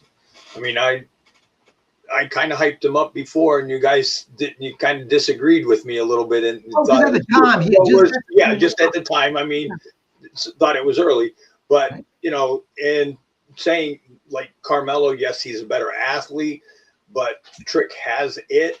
Yeah, Trick can put it. He puts it. I mean, he's a good athlete and everything, but he has more mic skills than what Carmelo has. So that helps him. You know, that puts him over a little bit further in there. He's good on the mic. He's good worker. You know, where Melo has more athletic ability, I think, than Trick does, but he's not as good as or polished on the mic. So yeah, I could see them because they started as a team together in NXT, and then they did their feud. So you could see that, you know, because I was thinking that tonight when they were going in on the three-way, and I said, I wonder if this will kind of, you know, lead to a feud between the two of them, which I would like to see. I mean, because I thought it was good when they did it in NXT. So now a couple of things I do want to mention: a complaint, and then kind of my favorite part of the match. Now, my complaint wasn't with any of the guys; it wasn't with the action. My complaint was whoever was calling production. We know in professional wrestling, these guys are calling spot, you know, during the match. The camera just so happened to have zoomed in right on Trick Williams as he was calling the next spot, and you can hear it. I have to believe that these guys backstage who's doing production, the producers, are smart enough to know that, yeah, let's get some great shots, but you shouldn't get that fucking close with the camera zooming in that way. That's my complaint. My favorite part, something that just, I'm like, God damn, this kid is talented, was when Damian Priest had Trick Williams in the position of the Razor's Edge. It was right as Trick Williams was about to do something with Carmelo Hayes. Carmelo Hayes was already on the rope. And as Damian Priest picked him up to the Razor's Edge, Carmelo Hayes literally looked, and it's like the thought went through, I should help him. But then he literally physically went, and then worded, who cares? Talk about great awareness of where the cameras are at and what to do during the ring. I don't know. For me, I love that spot. It made me laugh, and to me, it really showed that this young man is so talented. He's really good. But Robbie, you're a professional wrestler, man. When it comes to production and the people calling in with the cameras saying, "Hey, zoom in or zoom out, whatever," isn't that just a poor decision to zoom in, you know, with the camera, knowing that there's the mic there as well, to literally at that time where you had Trick Williams calling a spot? Yes, because look at who's all back there. You got Triple H, you got Michael Hayes, you got what's the kid that they said was Kurt Angle's kid. You have Natty's husband. You have like a couple of the guys, the other guys, I can't think of their name. They were workers though. They're all workers, and they know because everybody has called spots in there. So you would think that many people, and especially with Triple H, Michael Hayes, and a couple of the like Jamie, whatever his name, and he's been a Noble for a long time. You've got like 4 or 5 guys that have many years of experience back there, right. And to do that, to zoom in like that, yeah, that's kind of bad on their part. Right. Grizzle, am I just being the typical? No, that's KG being overcritical. I know what you're talking about. I saw the spot. I'm gonna disagree with Robbie a little though, because yes, they're all in the back, but they're in Gorilla. All the camera stuff is done in a production truck outside of the building, and it's all done, computer, move this up, move this up, move this up. We don't know how much control they have. Well, we know what control they have over the match because they produce it, but I don't know what control they have over an entire production truck. So I can see where there might be an issue. And then on the flip side of that coin, and Robbie, you might be able to kind of tell me more about this one. Shouldn't they be a little bit more careful about how they call their spots, knowing that there's cameras and the rings and that can get picked up? Yeah, you hear him call his matches for hours, but but I mean, yes, you try to hide it as best as you can, but I mean, I saw a little bit of it tonight with a couple people, calling some spots, and like what we've seen on Unreal, you see the guys, Triple H and all them with the ref with the earpiece and everything, talking into it and calling spots. They're talking to the ref, though. I just don't know how much communication they have with the production. So I can tell you that in the Gorilla, there is a guy who is talking to the truck, say camera 1, camera 2, as well. Right. So, but I just don't know how much everybody knows how much does the production crew know what's going to happen in the match? How much does the producer tell the camera crew it's going to happen in the match? And all the other type of things. I don't know how all those pieces fit together to accurately come out and say, oh, they made a mistake and they're not calling it correctly or something like that. I don't know all the pieces of the puzzle, right, and how they connect. Yeah, I mean, but yeah, you want to try to be as careful as you can, but it is it's human element also, though. Right. Yeah. So guys, look for error. Next was for myself the worst segment, and it was just tonight. They keep on running this, and to me, I know what you're talking about. I said that this was going to happen. I did. We seen Johnny Gargano on top of the fucking big ass fucking package. No one knows what it is. Laying on his fucking stomach, so depressed. And then there's Candice LeRae, his wife. Oh, please, Johnny. And then Nick Aldis comes in and this is her fault because of the fucking mask. It's fucking dumb. And I said this. I said whenever the Ciampa left WWE that they're going to do something stupid with Johnny Gargano. And look, here we see Ciampa making his AEW debut and already winning a title. And yeah, he held it for a week and a half and dropped it. But nonetheless, AEW's doing a lot. It seems like they're starting off with Ciampa a lot better than what they're doing with Johnny Gargano. To me, this is dumb. And to me, you want to talk about typecasting someone and hurting their career? This is how you fucking do it, in my opinion. Because Johnny Gargano, Mr. Wrestler, his feuds that he had at NXT, this guy is fucking over the top, hands down. An amazing talent, in my opinion. I don't get it, Robbie. Yeah, I mean, I don't understand it either. But you know why they're saying not to open that box till the 28th? Because yes, Chris Jericho. It's Jon Moxley. It's going to be Moxley in there. he's going to give everybody a swerve. So that's right, because his contract AEW ends the day before. Telling you, man. What do you think what they're doing with this? Is this something that it may entertain you? I don't know. No, it's not even funny or anything, and it's not. I mean, you're kind of making Johnny look like an idiot. Yeah, Grizzle. Well, yeah, it's making Johnny look bad, but I'm going to admit on this one, it kind of made me chuckle because you see everybody back there, and you see the box, and everybody's like, the box, and then they just kind of go, and the camera pans up, and then you see Johnny, and that kind of made me chuckle because they misdirected you for a second. And yeah, it kind of made me chuckle for a second when they point up and the camera pans up. You're like, oh, there's Johnny on top of the box. They're not talking about the 28th. They're talking about dipshit on the box. And then the promo got stupid after that. Just the reveal of Johnny being on top made me chuckle for a second. Because I think the box is stupid. I have no interest in the pay-per-view to see a box. I don't care. I'll be working that day, so I'll know what's in the box before I see the box get opened on the pay-per-view. Is it Jericho? Don't know. They're saying his contract is frozen in AEW right now because he's been gone. Yep. Is it so-and-so? Or are we going to get this generation's version of the gobbledygook where we're going to go, well, shit. Who knows? Yep. But they keep passing it. Send it back to Adam Pearce. Send it back to Nick Aldis. Whatever. Yep. I'm glad they're revealing it next week so we can get it over with.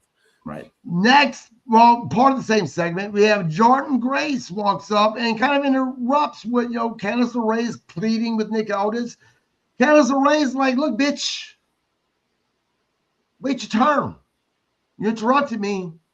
Jordynne Grace is like, you deal with your pathetic husband. I'm here about business.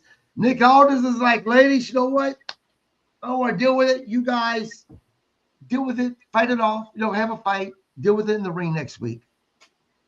This is going to be a squash.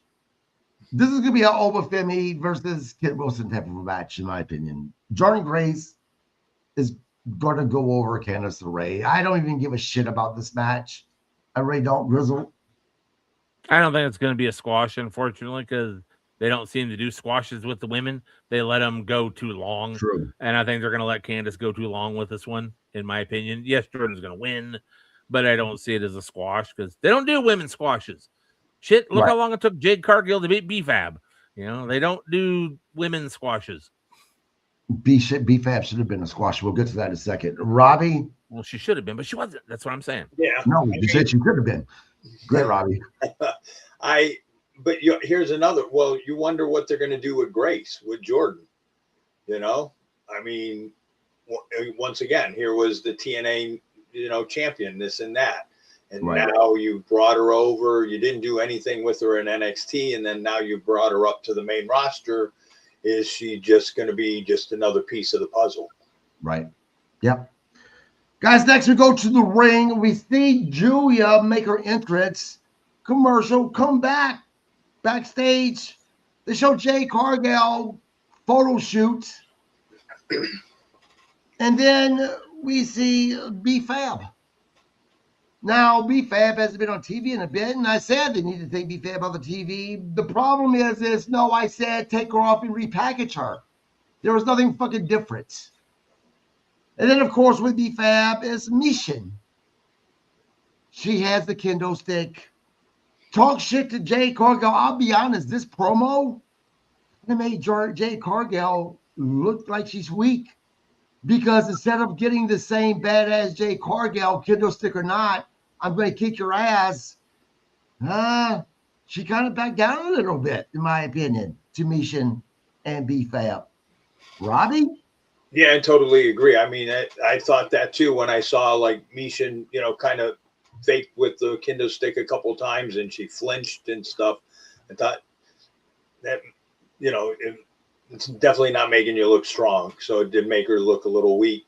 But here's the other thing you can tell, and I noticed B-Fab looks the same. Yes. You would think if you got off of TV for a little bit, you would have done you would think you would have done something different to come back and look a little different. But she looks the same. Look, I had high hopes for B-Fab. I really did. I've talked about it. You guys disagree with me, right? I'll take her off TV, repackage her, put her in the gym, gain a little bit more size, make her the one that is the threat to Jade Cargill. She disappeared. I'm like, shit, maybe they're doing it. Nope. She looks like the same. Exactly the same. Grizzle. Yeah, no, I mean, when they came in, well, actually, first when they came in, I said, who the, and I'm like, oh, it's Misha and B-Fab. Okay. And then, yeah, no. And like you said, B-Fab is the same. So she went away and we didn't just, how can we forget you if you don't go away? Well, she went away and I literally forgot about her. So when she came in, I'm like, who the, oh, yeah, right. B-Fab. But no, the promo didn't make any sense and anything like that. So I agree with, yeah. It was just, it would have made more sense. Look, I get it. Maybe they were like it's 2 against Jade, but the way they booked Jade, it would have made more sense if she actually would have taken that kendo stick and beat the fuck out of both of them. That would have made more sense. We finally get back to the match. Julia versus Rhea Ripley. Guys, I'm going to be honest with you. The more I see Julia in the ring, the more of a fan I become of her. I like her. That stomp to Rhea's fucking head. Holy shit. It caught my attention. It looked brutal. Of course, don't know what happened. I'm sure he'll be back. You still with me, right, Robbie? Okay, good. I'm here. Yes, I'm here. So, unfortunately, they couldn't just leave us having this match. Nope. Nia Jax interrupted. Then Last Legend interrupted, causing the disqualification. Now, look. I am okay. Robbie's going back. Robbie said Jade's making them think that making them think to give them a fake sense of security, and then she's going to crush them. Maybe. I think you're giving creative too much credit, though. Right. I don't think they got that mentality. Right. Look, I'm not going to lie. I like the fact that they protected both Rhea and Julia by not having either one of them take a pin. At the same time, I didn't want to see Nia Jax Last Legend back on my TV. And then Io came for the save. The match was good. I'll leave it at that. Yeah. Robbie? Well, match is good, and I think the reason, I guess I'm going to give creative too much credit here. That the reason why they sent in Lash and Nia to protect, right. Rhea and that, right. But I think also to set it up for right. Next week with Io and Rio. Yeah. But they protected Julia and Rhea and to set up that match with Io and Rhea. Yeah, I agree. Man, did you see that spot that I'm talking about? Julia kind of had Rhea in this hold. She's laying on her stomach, and then all of a sudden she just steps right in the back of her head. And for a moment, I'm like, was that a receipt for something that happened? Because it looked brutal. It did. We go backstage again. Oh, this at first I'm like, but I didn't really mind it because of how it ended. Backstage with Oba and The Miz. The Miz tells Oba, man, I got my eyes on you. I can go places. You can go places with me. I can show you the ropes. Oba's like, oh, you can. I like that. Let me go talk to Nick Aldis about that. Miz is like, great at first. He's like, wait a second. Can you talk to Nick Aldis for? And then Miz realizes, no. I don't want a match with you. Next week, how do you feel about the Miz getting squashed? I think that they may give Miz just a tiny bit of offense, but more than likely, it won't be much of a match at all. Do you think that it's okay for them to do that to the Miz, or do you say, man, this is one of your veterans? You should put him in a match like this. Yeah, I mean, he is one of your. I mean, he's been there so long. He's kind of another one that's kind of been homegrown like Cena. But you also see him working with the younger guys. So, you wonder, is that what they're, kind of using him for now, just putting them with the younger guys. Right. Let me reach out to Mike to see what the hell. Where he went. Yeah.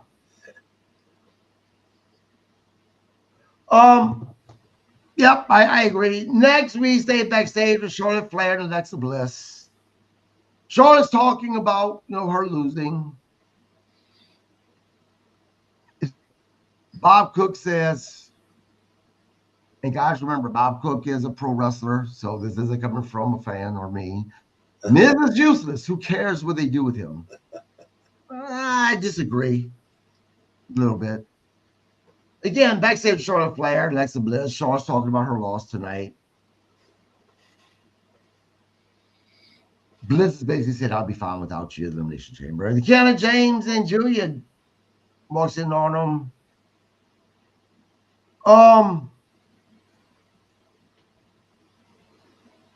It was another promo that was kind of pointless in my opinion. What about you? Yeah, I mean, well, just having, Julia scream or whatever at the end, so. Yeah. Again, it was. Well, sorry, Mike's Wi-Fi, Grizzled Vet, his Wi-Fi crashed, so it'll just be you and I for the rest of the night, man. Okay. Next, we stay backstage. This time with Solo and MFT, my family tree. Solo tells Tama that he is proud of him and that he needs to focus on the Wyatts because without the lantern, there's nothing to the Wyatt Six. Solo walks off. We see Tama Tonga say something to someone off screen. And it's Shinsuke. And Shinsuke says, man, you're not the same. You're not your own man. Prove that you're your own man next week by leaving your family tree in the jungle, basically. What do you think about that promo? It's setting up, I guess, for another match between Shinsuke and Tama. Yeah, that's basically all it's doing is just setting that up between the two of them. Yeah. We're now at the main event, guys. Randy Orton versus Aleister Black. Let me stop and say this. Aleister Black right now, in my opinion, has the best entrance on WWE. I love his entrance. You can argue maybe that it's the Wyatt Six, but let's be honest, they're not on enough.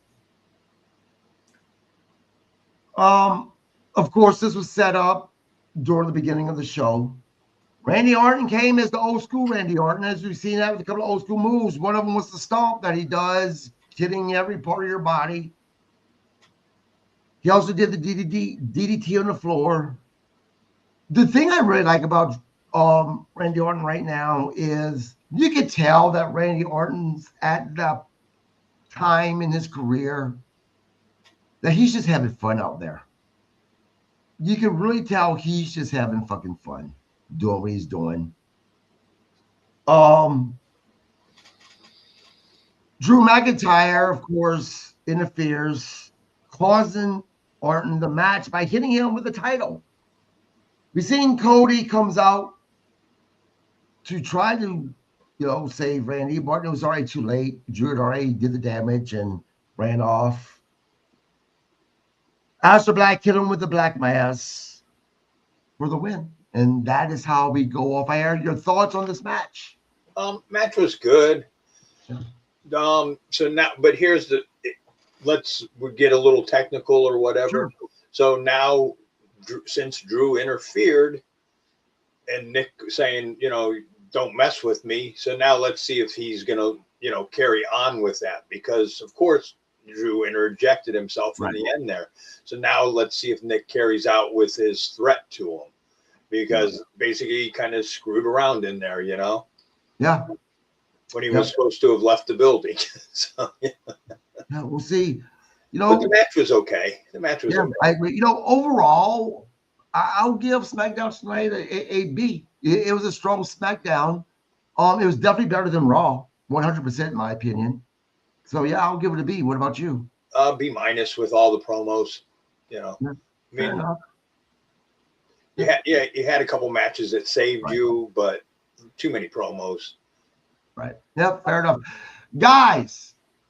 Although this does end our recap version of the podcast, before we end the podcast, I want to do something that's be maybe a little fun. There's this professional wrestler who's a legend within his own right, guy that I met, that I was fortunate enough to meet. Really enjoyed talking to him. He's a character by the name of Rip Rogers. And on social media, he posted something that's called Wisdom from Rip Rogers. And basically what it is things that he thinks should be removed from professional wrestling in today's professional wrestling. And I want to go over it. And since Robbie is a veteran of the ring, I want to see what his thoughts on it. Things that maybe he might disagree with, things he agrees with. See if there's things that he would add to it.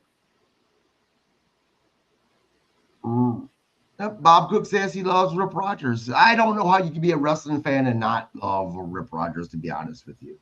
Or even a professional wrestler. I mean, I hear he's highly respected. But number one, he says, let's see. Okay, so he says no tough enough. Is he referring to the show that they used to have called Tough Enough and the winner would get a contract? Because that's how Miz got in. So I'm assuming that's what he was referring to. So can you repeat it again? Yeah, he says no Tough Enough. I don't know if he's talking about the show that was called Tough Enough. It was back in the day. This is right. I remember the show. I remember the show. So is he talking about that? That's the one I wasn't sure about. Yeah, I kind of hard to without him elaborating or something to say, is he talking about the show or is he just talking about that the guys just aren't tough enough? Right. By the way, he says that this is a list that should be in every locker room and wrestling school in the world. First one was no Tough Enough. The next one, stop pulling the curtain back. You know what? And again, this is the fan's perspective, which means absolutely fucking jack shit. But I agree with this. I think the curtain I don't think it's pulled back anymore. I think it's wide the fuck open. And for myself, it kind of stole the magic in a way in professional wrestling. What about you, Robbie? No, I totally agree with him on that. And I mean, I'm guilty because I wrote a book. I expose stuff, but came years later after a lot of people have already done that. And doing it, like exposing it went against everything I was taught. You know, you were that person that you hid stuff in the business. I mean, my just prime example is like, okay, my wife saw me wrestle in a steel cage match in 1989. We dated short, like that was a February. So May, I don't think she brought it up at that point, but she would bring it up later and for many years. And I never exposed it till a couple years ago when she kept going, I kept looking in the match to see where you guys hid the blood packets. And I just would laugh it off. And I never said anything until like a couple of years ago and told her exactly, that there was no blood packets. The blood was real. Yeah. Bob says he loves the show Unreal, which is on Netflix. Second season now. They're going to have a third season. What is your opinion as a professional wrestler on shows like this? I mean, they're cool, but again, like with what Rip said, and you said, that thing is just the curtain's wide open. You have we've all of us as wrestlers have wrote books, have exposed the business, you know, everything. So it's all been put out there. But, you know, bring the way I was brought up and the way you would hear stuff in the locker room and stuff, it was to, you know, to hide the business and do everything to protect the business. You know, now it's nobody's doing any of that stuff. Right. Bob says the cage match was real. I still have scars from that, you bastard. Rip says that, you know, stop killing the territory system. That's your developmental system. Yeah. I mean, you know, because, well, the good part is we talked about that on other shows. I mean, granted, you did have territories like when I was starting out and like mid-career and stuff, though. Yeah, like I had no idea how to contact those places. Now with the internet, if you'd have had territories, you know, you have accessibility to this stuff like that. Right. But at least you have more organizations, you know, like it's just not WWE or, you know, AEW. So you do have NWA, TNA and stuff. But yeah, you know, who is involved with them still has killed a little bit, like TNA being with WWE. So, you know, but you have, like, say you're not to the level of WWE, you may have a shot to make it in TNA. There's that, but the territories were just, you know, way better. No. He also says not the same guys for 20 years. In other words, you've got to create stars. You know, the 20-year, you know, having the same stars for as long as they do is too much. Your thoughts on that? Yeah, I mean, we've talked about that too. Like you see kids, and you know, maybe they're kind of, you know, listening to a little bit. Like, okay, now we're going to take Trick and we're going to take Javon and we're going to put them in elimination. You know, we're going to start pushing them in a little bit bigger matches and stuff. But yeah, you definitely need to develop, you know, because you just have you have to bring those people in. You know, the Cody Drew, you know, feud. We've dragged it out for what, a couple of years now, or at least it seems like that. But to bring other people in and stuff like that, just, you know, definitely want to, you know, have as many stars as you can. You can't have enough stars. Let's put it that way. Right.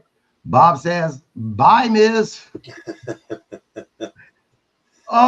He says, hey, you know what? We're going to go through a couple of these, and then I want to, you know, talk about them on a couple of different podcasts. Okay. Do it that way. Because we're running long here. Okay. He said that teach guys to call it in the ring. Definitely. Because you can see it even in the indie scene. And yes, people, believe it or not, I'm running on fumes, but I'm still around the indie scene and still working a little bit, if you want to call it that.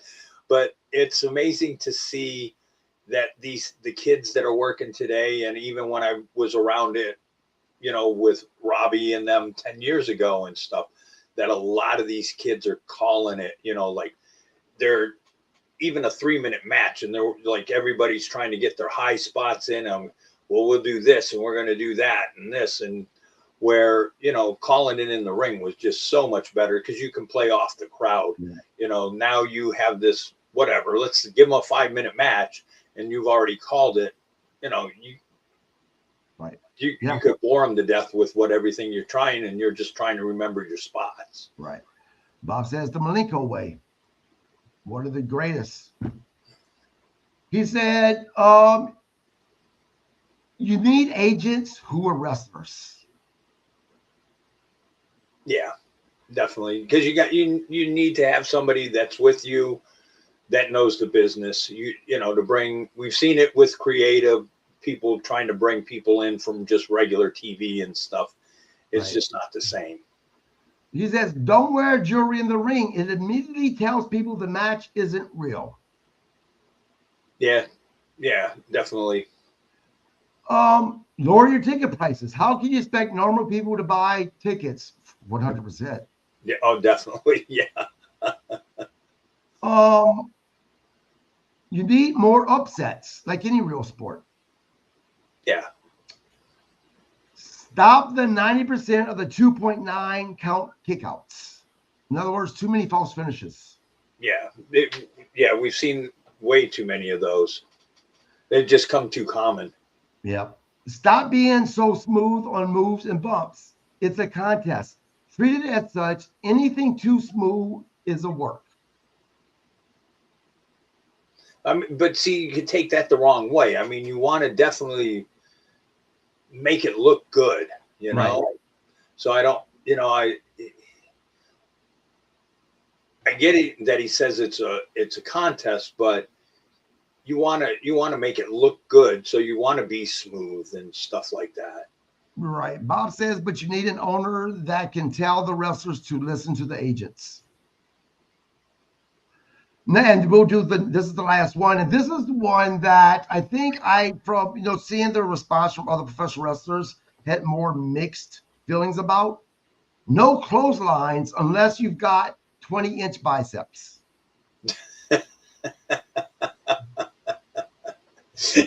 There would be no clotheslines. But do you think that you should be a certain size to give clotheslines? No, I don't. I don't, I mean, because it's, okay, say I'm working a 300-pound guy, and let's say I got him staggered. You may want to try, it's that effect. So you go at it, if you worked it into the match or whatever, now you're trying to throw it, trying to drop them or whatever. So, I mean, it has its place. Right. But here's and guys, this is just a question because, again, I'm a fan. So when it especially comes to this, my opinion doesn't mean jack shit. And I'm not going to interject my opinion. So this is a question for you. With the no clothesline thing, isn't it more important how that person taking the clothesline sells it? In other words, you have a skinnier, smaller guy tries to clothesline a bigger guy. Well, is it more important that bigger guy sells it in a fact of, you're not going to hurt me with your little skinny clotheslines? Because to a degree, and we've seen it, you have a bigger guy, big, strong guy. Matter of fact, we just seen it. I was watching WrestleMania, I think it was 21, and it was The Undertaker versus Mark Henry. The Undertaker tried to clothesline The Undertaker a few times, Mark Henry a few times, and Mark Henry didn't go down. He sold it like it staggered him, but not going down because how big he is, right? So is it more important the person selling it, knowing how to sell it appropriately? Yes, definitely. But see, that's the thing that's like, I mean, those guys are both big. I mean, yes, Mark Henry was, thick. He was very thick, but Mark wasn't a small guy, so, but yes, it's how you sell it, definitely. Like, say, now we'll use me as an example, like this 220-pound guy hitting a 300-pound guy. Say I've drop kicked him a couple times. He's kind of staggered. Now I'm coming in hitting him with a clothesline. Yeah, he shouldn't definitely take the bump off of, but he could stagger a little bit, just like a couple times, and then you go to do it maybe, let's say, the third time, and he hits you with a clothesline. I mean, there's ways to set it up, so you can't say, oh, take it away, from guys that don't have 20-inch arms, because how many guys in the wrestling business have 20-inch arms? I mean, you've got maybe a handful of guys, if that. I mean, 20-inch arms are big, Right. I mean, that's true. Guys, we're going to finish the rest of the questions on Tuesday when we're back doing the recap of Monday Night Raw. Thanks for joining us. Please subscribe to the podcast. On Wednesday of next week, guys, I'm going to have Ross Hart and Bob Johnson joining me. I'm looking forward to that interview. Anything? I guess, a couple things. So, couple of weeks, I have a podcast coming out with Wrestling with Heart, Stanley Carr. So he's going to let me know when it's coming out. So, but be on the lookout for that. If you go to prowrestling.com and put in Robbie Raw Dog Idol, we got a t-shirt. So, and if you put in Robbie Idol and Rick Ryder, you can get the early years of when we were young guys. We actually look good. So, and then my book, which is on Amazon Kindle, and then May 9th at the Twisted Fork at 2:30 in the afternoon, I'll be wrestling, and we're doing a wrestling show at the Twisted Fork. Awesome. Guys, again, please subscribe to the podcast. Join us on Tuesday night for a recap for Monday Night Raw and to finish the rest of these questions by the legend Rip Rogers. Until then, you guys have a great night. Have a good weekend.